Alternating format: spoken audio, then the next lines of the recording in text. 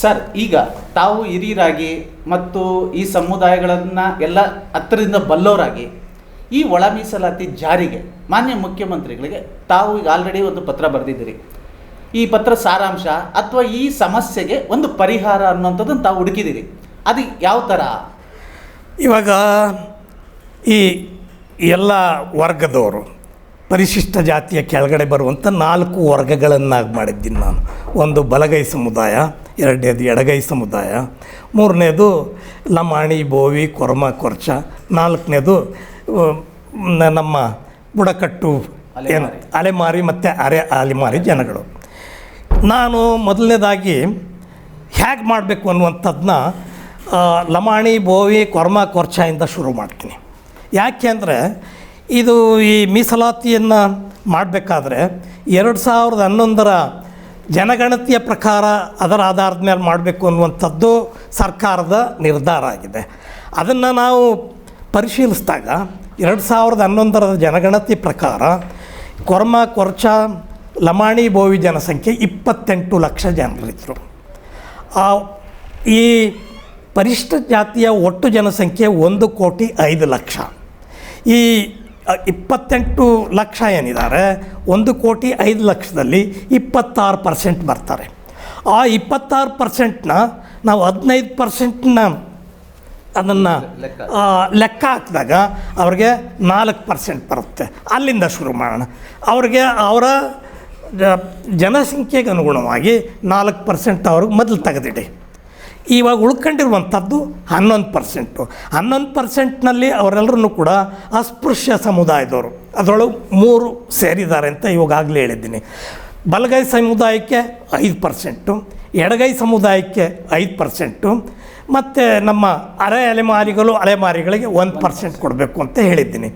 ಇದು ಭಾಳ ಸೂಕ್ತವಾಗಿದೆ ಅಂತ ಅನ್ನುವಂಥದ್ದು ಹಲವಾರು ಜನರು ನನಗೆ ಮಾತನಾಡಿದ್ದಾರೆ. ನಿನ್ನೆ ತಾನೇ ನಮ್ಮ SC/ST ಕಮಿಷನ್ ಅವರು ಒಂದು ಸಭೆ ಕರೆದಿದ್ದರು ನಮ್ಮನ್ನೆಲ್ಲ. ಅದರಲ್ಲಿ ಪ್ರಮುಖವಾಗಿ ನಮ್ಮ ಎಡಗೈ ಸಮುದಾಯದವರು ಲಮಾಣಿ, ಬೋವಿ ನಾನು ಅದರೊಳಗೆ ಭಾಗವಹಿಸಿದ್ದೆ. ಎಡಗೈ ಸಮುದಾಯದಿಂದ ನಿವೃತ್ತ ಚೇರ್ಮನ್ KPSC ಗೋನಾಲ್ ಭೀಮಪ್ಪನವ್ರು ಬಂದಿದ್ದರು. ಲಮಾಣಿ ಸಮುದಾಯದಿಂದ ನಮ್ಮ ಮಾಜಿ ಸದಸ್ಯರು KPSC ಖಣಿರಾಮ್ ಅವ್ರು ಬಂದಿದ್ದರು. ಮತ್ತು ಬೋವಿ ಸಮುದಾಯದಿಂದ IAS ಆಫೀಸರ್ ರಿಟೈರ್ಡ್ ಅಪರ ಮುಖ್ಯ ಕಾರ್ಯದರ್ಶಿ ಮಂಜುನಾಥ್ ಅವ್ರು ಬಂದಿದ್ದರು. ಅವ್ರ ಮುಂದೆ ಈ ವಾದ ಎಲ್ಲ ನಾನು ಹೇಳಿದೆ. ಆವಾಗ ಅವರೆಲ್ಲರೂ ಒಪ್ಪಿ ಎಲ್ಲರೂ ಭಾಳ ಸಂತೋಷದಿಂದ ಇದು ಮಾಡುವಂಥದ್ದಿದೆ, ನಾವು ಈ ಎಲ್ಲ ಸಮುದಾಯಗಳು ನಾವು ಒಪ್ಪಿದ್ದೀವಿ, ಮುಂದೆ ನಾವೆಲ್ಲ ಒಟ್ಟಿಗೆ ಕೆಲಸ ಮಾಡ್ಕೊಂಡು ಹೋಗೋಣ ಅನ್ನುವಂಥ ಅಭಿಪ್ರಾಯನ ವ್ಯಕ್ತ ಮಾಡಿದ್ದಾರೆ. ಈ ರೋಸ್ಟರ್ ಬಿಂದು ಸಮಸ್ಯೆ ಇದಕ್ಕೇನು ಪರಿಹಾರ ಹುಡುಕಿದೆ? ಈ ರೋಸ್ಟರ್ ಬಿಂದು ಒಂದು ರೀತಿ ಜಟಿಲವಾದ ಸಮಸ್ಯೆನೇ. ತಕ್ಷಣದಿಂದ ಪರಿಹಾರ ಹುಡುಕುವಂಥದ್ದು ಆಗದೇ ಇರ್ಬೋದು. ಆದರೆ ಅದಕ್ಕೆ ತಕ್ಷಣ ಪರಿಹಾರ ಹೇಗೆ ಹುಡುಕ್ಬೋದು ಅಂತ ಅನ್ನುವಂಥದ್ದು ನಾನು ಕೊಟ್ಟಿದ್ದೀನಿ. ಈ ಏನದು ಧಾರವಾಡ ಕೃಷಿ ವಿಶ್ವವಿದ್ಯಾಲಯದಲ್ಲಿ ಅವರ ಪ್ರಕ್ರಿಯೆ ಶುರು ಮಾಡ್ತಾರೆ, ನೇಮಕಾತಿ ಪ್ರಕ್ರಿಯೆ. ಆ ನೇಮಕಾತಿ ಪ್ರಕ್ರಿಯೆಯಲ್ಲಿ ಎಲ್ಲರೂ ಎಲ್ಲ ಹುದ್ದೆಗಳು, ಯಾಕೆಂದರೆ ಯೂನಿವರ್ಸಿಟಿನಲ್ಲಿ ಹೇಗಿದೆ ಅಂತ ಅಂದರೆ ವಿಶ್ವವಿದ್ಯಾಲಯದಲ್ಲಿ ಒಂದು ವಿಷಯವನ್ನು ಒಂದು ಯೂನಿಟ್ ಆಗ್ತಾಳ್ತಾರೆ, ಒಂದು ಘಟಕವೂ ಆಗ್ತಾಳ್ತಾರೆ. ಆ ಒಂದು ವಿಷಯವನ್ನು ಒಂದು ಘಟಕವಾಗಿ ತಗೊಂಡಾಗ ಮೊದಲನೇ ರೋಸ್ಟರ್ ಬಿಂದು ಪ್ರತಿ ಸಬ್ಜೆಕ್ಟ್ನಲ್ಲೂ ಮೊದಲನೇ ರೋಸ್ಟರ್ ಬಿಂದಿಂದ ಶುರುವಾಗುತ್ತೆ.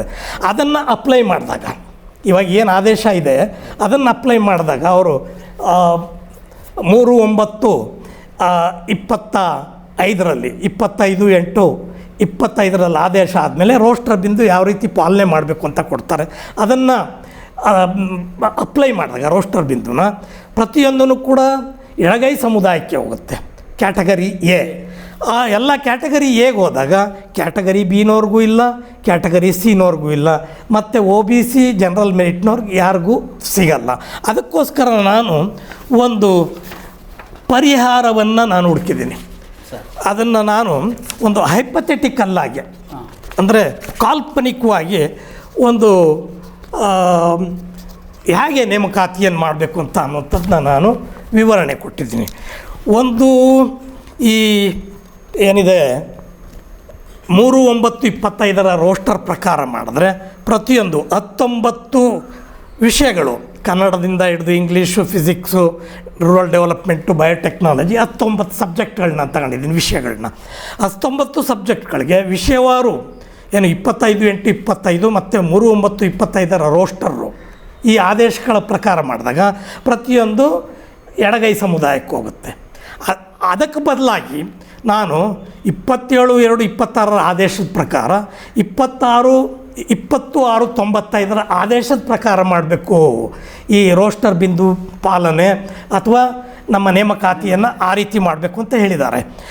ಈ ಏನು ಈ ವಿಷಯಗಳನ್ನೇ ಒಂದು ಘಟಕವಾಗಿ ಪರಿಗಣಿಸೋದಕ್ಕೆ ಬದಲಾಗಿ ಈ ಎಲ್ಲ ಹುದ್ದೆಗಳು 19 ಹುದ್ದೆಗಳನ್ನು ಕೂಡ ಒಂದು ನಮ್ಮ ವಿಶ್ವವಿದ್ಯಾಲಯವನ್ನೇ ಒಂದು ಘಟಕ ಅಂತ ಅಂದ್ಬಿಟ್ಟು ಪರಿಗಣನೆ ಮಾಡಿದಾಗ ಈ 19 ಹುದ್ದೆಗಳಿಗೆ ಆ ರೋಸ್ಟರ್ ಏನಿದೆ 26/95 ಕೆಳಗಡೆ ಇರುವಂಥ ರೋಸ್ಟರ್ ಏನಿದೆ ಅದನ್ನು ನಾವು ಆಪರೇಟ್ ಮಾಡಿದಾಗ SCಗೆ 3 ಬರುತ್ತೆ, GM 9 ಬರುತ್ತೆ, STಗೆ 1 ಬರುತ್ತೆ, ಕ್ಯಾಟಗರಿ 1 ಬರುತ್ತೆ, ಕ್ಯಾಟಗರಿ 2A 2 ಬರುತ್ತೆ, 2Bಗೆ 1 ಬರುತ್ತೆ, 3Aಗೆ 1 ಬರುತ್ತೆ, 3B 1 ಬರುತ್ತೆ.